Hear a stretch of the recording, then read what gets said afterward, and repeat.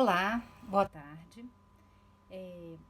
Vou falar um pouquinho para vocês hoje sobre os direitos políticos negativos. Na aula passada havíamos terminado os direitos políticos positivos, que basicamente nos trazem o direito de sufrágio, que nos remete à capacidade eleitoral ativa e à capacidade eleitoral passiva. E hoje vou explicar um pouquinho sobre os direitos políticos negativos.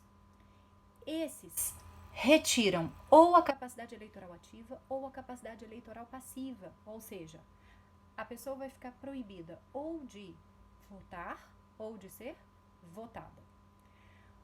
O primeiro direito político negativo é a inelegibilidade, que vai retirar justamente a possibilidade de concorrer a um cargo eletivo. A pessoa não terá elegibilidade. Retira-se, então, a capacidade eleitoral passiva. Essa inelegibilidade se divide em dois tipos, que são absoluta e relativa. A inelegibilidade absoluta, ela se refere a uma característica da pessoa.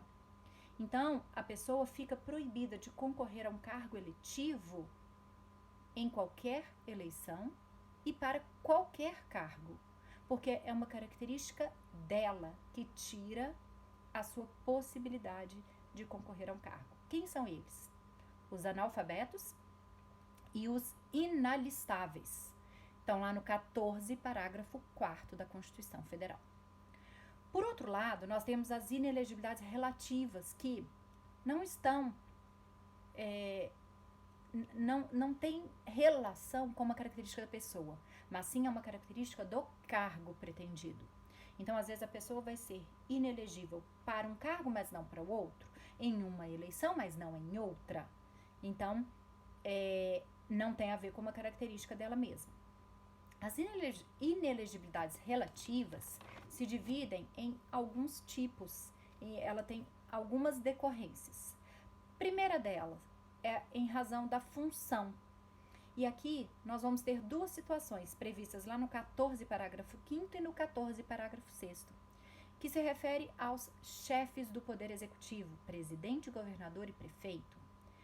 Caso eles queiram concorrer ao mesmo cargo, a nossa Constituição permite apenas uma reeleição, ou seja, no Brasil não se permite 3 mandatos consecutivos para presidente, governador e prefeito. Não significa que não possa ter 3 mandatos. Pode, desde que não sejam consecutivos.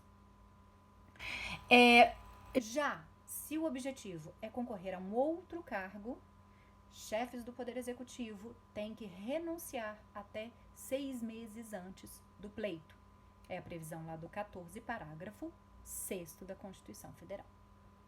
O segundo tipo de inelegibilidade relativa se refere ao parentesco, também conhecida como inelegibilidade reflexa ou reflexiva. O objetivo aqui é evitar que o monopólio do poder político fique concentrado em apenas uma família. E aí, o que nós teremos aqui? Parentes até o 2º grau dos chefes do Poder Executivo, presidente, governador ou prefeito, são inelegíveis no território de jurisdição no qual o mandato é exercido. Então, presidente, território de jurisdição é o país, todo o território nacional. Governador é o estado, prefeito é o município.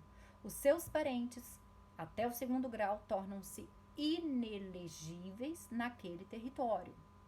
Mas o próprio 14, parágrafo 7º, que trata dessa inelegibilidade reflexa, permite uma exceção, que é se o parente já for titular de um cargo eletivo e estiver concorrendo à reeleição. Nesse caso, não incidiria a inelegibilidade reflexa. O terceiro caso de inelegibilidade relativa se refere aos militares. Aqui nós teremos militares com menos de 10 anos de serviço e mais de 10 anos de serviço. Menos de 10 anos, se quiserem concorrer a um cargo eletivo, terão que ir para a inatividade e concorrer ao cargo. Se eleito, não há como retomar o cargo. Por outro lado, se eles pretendem concorrer a um cargo com mais de 10 anos de serviço, eles vão poder ficar o que chamamos de agregados, ou seja, afastados temporariamente. E, se forem eleitos, assumem o cargo e vão para a inatividade. Se não forem eleitos, retomam o cargo.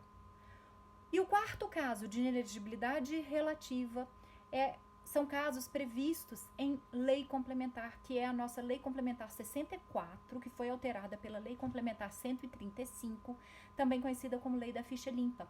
Ali há outros casos de inelegibilidades.